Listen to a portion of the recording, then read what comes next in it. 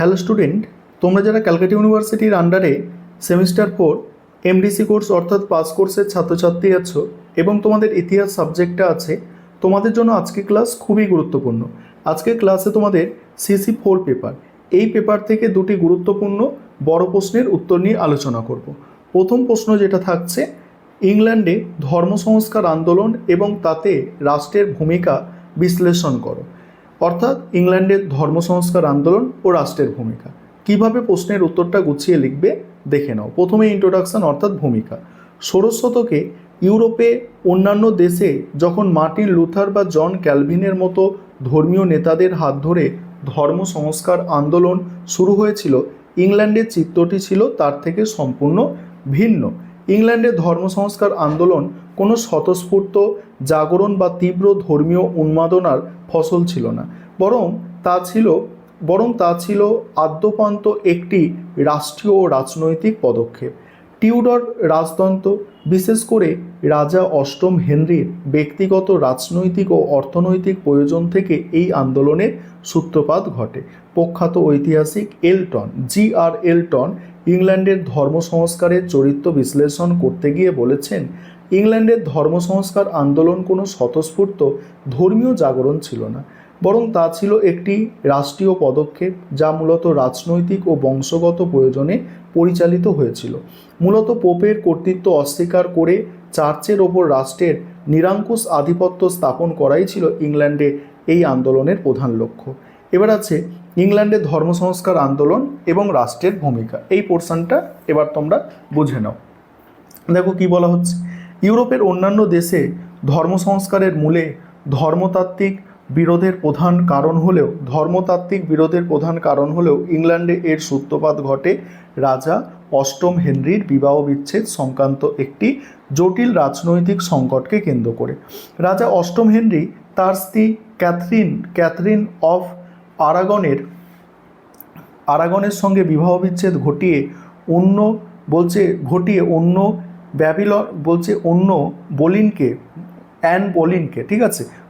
An বোলিনকে বিয়ে করতে চেয়েছিল, যাতে তিনি একজন সুস্থ পুরুষ উত্তরাধিকারী লাভ করতে পারে। কিন্তু ক্যাথলিক চার্চের প্রধান পোপ সপ্তম ক্লেমেন্ট এর বিবাহ বিচ্ছেদের সম্মতি দিতে অস্বীকৃতি জানালে রাজা এবং পোপের মধ্যে তীব্র সংকট সৃষ্টি হয়। এই সংকটময় পরিস্থিতিতে রাষ্ট্র সরাসরি ধর্মীয় বিষয়ে হস্তক্ষেপ করার সিদ্ধান্ত নেয়। 1529 সালে রাজা অষ্টম হেনরি রিফরমেশন পার্লামেন্ট বা ধর্ম সংস্কার সংসদ আহ্বান করে। দীর্ঘ 7 বছর ধরে চলা এই পার্লামেন্টের মাধ্যমে একাধিক আইন পাস করে ইংল্যান্ডের ওপরে রোমান ক্যাথলিক চার্চ ও পোপের যাবতীয় অর্থনৈতিক, প্রশাসনিক ও বিচার বিভাগীয় ক্ষমতা সম্পূর্ণরূপে খর্ব করা হয়। রাষ্ট্রীয় আইন প্রয়োগ করে চার্চকে পুরোপুরি রাজার অধীনস্থ করার এই প্রক্রিয়া ছিল ইংল্যান্ডের ইতিহাসে এক যুগান্তকারী পদক্ষেপ। ইংল্যান্ডের ধর্ম সংস্কার আন্দোলনে রাষ্ট্রের এই নিয়ন্ত্রক ভূমিকার চূড়ান্ত রূপ দেখা যায় 1534 সালে অ্যাক্ট অফ সুপ্রিমেসি বা আধিপত্যের আইন পাসের মাধ্যমে। এই আইনের দ্বারা রাজা অষ্টম হেনরিকে চার্চ অফ ইংল্যান্ড এর সর্বোচ্চ প্রধান হিসাবে ঘোষণা করা হয়। এর ফলে পোপের পরিবর্তে রাজা স্বয়ং ধর্মীয় প্রতিষ্ঠানের সর্বোচ্চ ক্ষমতাবান ব্যক্তিতে পরিণত হন এবং চার্চ রাষ্ট্রের একটি সাধারণ দপ্তরে পরিণত হয়। এর পরপরই রাষ্ট্রীয় উদ্যোগে টমাস ক্রমওয়েলের নেতৃত্বে ইংল্যান্ডে মঠ বা মঠাশ্রমগুলি উচ্ছেদ করা হয়। রাষ্ট্রের এই পদক্ষেপের পেছনে ধর্মীয় সংস্কারের চেয়ে অর্থনৈতিক উদ্দেশ্য বেশি সক্রিয় ছিল। মঠগুলি বিপুল সম্পত্তি বাজেয়াপ্ত করে রাজকোষ স্ফীত করা হয় এবং রাজতন্ত্রের ভিত্তি সুদৃঢ় করা হয়। এই প্রসঙ্গে প্রখ্যাত ঐতিহাসিক এস জি ডিকেন্স মন্তব্য করেছেন, টিউডর রাষ্ট্রযন্ত্র অত্যন্ত সুকৌশলে মানুষের ধর্মীয় অনুভূতিকে নিজের রাজকীয় কর্তৃত্ব সুদৃঢ় করার কাজে ব্যবহার করেছিল, যার ফলে চার্চ রাষ্ট্রের একটি আজ্ঞাবহ অঙ্গে পরিণত হয়। রাষ্ট্রের এই প্রত্যক্ষ হস্তক্ষেপ ইংল্যান্ডের চার্চ একটি সম্পূর্ণ জাতীয় প্রতিষ্ঠানে রূপান্তরিত হয়েছিল। তারপরে কি বলা হচ্ছে, দেখো, অষ্টম হেনরির মৃত্যুর পর তার উত্তরাধিকারীদের আমলে ধর্ম সংস্কার আন্দোলনে রাষ্ট্রের এই সর্বময় নিয়ন্ত্রণমূলক ভূমিকা অব্যাহত থাকে। রাজা ষষ্ঠ এডওয়ার্ডের শাসনকালে ইংল্যান্ডের চার্চে প্রোটেস্ট্যান্ট মতবাদের তাত্ত্বিক প্রবেশ ঘটে এবং বুক অফ কমন পেয়ার চালু করার মাধ্যমে রাষ্ট্র উপাসনার নীতি নির্দিষ্ট করে দেয়। রানী মেরির আমলে ক্যাথলিক ধর্মের প্রবর্তনের একটি সংক্ষিপ্ত চেষ্টা হলেও তা রাষ্ট্রের নির্দেশেই পরিচালিত হয়েছিল। পরিশেষে রানী প্রথম এলিজাবেথের শাসনকালে ইংল্যান্ডের ধর্মীয় বিরোধের এক স্থায়ী ও রাষ্ট্রীয় মীমাংসা করা হয়, যা এলিজাবেথীয় মীমাংসা নামে পরিচিত। রানী এলিজাবেথ উগ্র প্রোটেস্ট্যান্ট ও গোঁড়া ক্যাথলিক মতবাদের মাঝামাঝি একটি মধ্যপন্থা গ্রহণ করে নতুন অ্যাক্ট অফ সুপ্রিমেসি বা অ্যাক্ট অফ ইউনিফর্মিটি পাসের মধ্যে দিয়ে তিনি নিজেকে চার্চের সুপ্রিম গভর্নর হিসাবে প্রতিষ্ঠা করেন। আর রাষ্ট্রের তৈরি করা এই নতুন ব্যবস্থায় চার্চ অফ ইংল্যান্ডের রূপরেখা চিরস্থায়ী এবং রাষ্ট্রের অধীনস্থ একটি সুশৃঙ্খল জাতীয় চার্চ ব্যবস্থা দৃঢ়ভাবে গড়ে ওঠে। এবার উপসংহারটা দেখে নাও, উপসংহার দিয়ে তোমরা প্রশ্নের উত্তর শেষ করবে। এবার দ্বিতীয় প্রশ্নের উত্তর দেখো। তার আগে একটা বিষয় তোমাদের বলবো যে তোমাদের অনলাইন কোচিং ক্লাস চলছে, তবে আমাদের ক্লাস শেষ হয়ে গিয়েছে, আর সিলেবাস তো বাকি নেই, এবং তোমরা চাইলে এখন আমাদের থেকে স্টাডি মেটেরিয়াল অর্থাৎ পিডিএফ নোট পারচেস করতে পারো।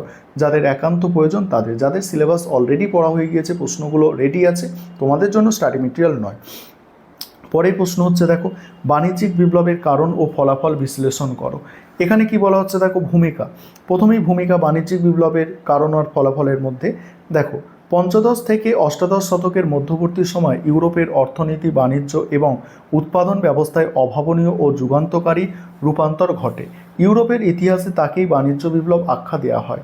মধ্যযুগের সামন্ততান্ত্রিক এবং সীমাবদ্ধ গ্রামীণ অর্থনীতির গণ্ডি অতিক্রম করে ইউরোপ এক বিশ্বব্যাপী গতিশীল ও পুঁজিবাদী অর্থনৈতিক ব্যবস্থায় প্রবেশ করে। এই যুগান্তকারী পরিবর্তন প্রসঙ্গে প্রখ্যাত ঐতিহাসিক রবার্ট পোলেজ তার গবেষণায় বলেছিলেন, বাণিজ্যিক বিপ্লব ইউরোপের অর্থনীতিকে একটি স্থানীয় ও আত্মনির্ভরশীল পর্যায় থেকে এক বিশ্বব্যাপী গতিশীল পুঁজিবাদী ব্যবস্থায় রূপান্তর করেছিল, যা আধুনিক অর্থনীতিকে মজবুত ভিত গড়ে দেয়।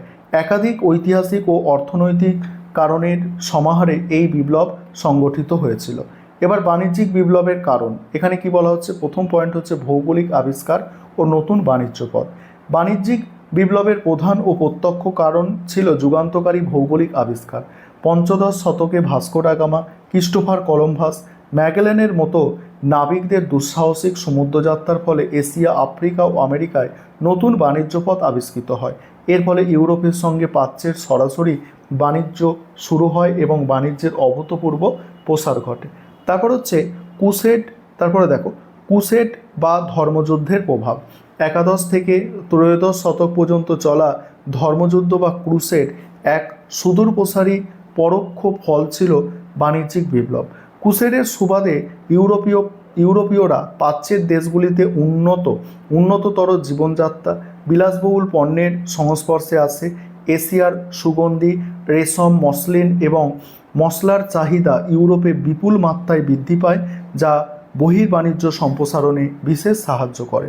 তারপর হচ্ছে রেনেসাঁস বা নবজাগরণের প্রভাব। ইউরোপের নবজাগরণ মানুষের মনে এক আদম্য কৌতূহল ও জ্ঞান অনুশীলনী মানসিকতার জন্ম দেয়। বৈজ্ঞানিক চিন্তাধারার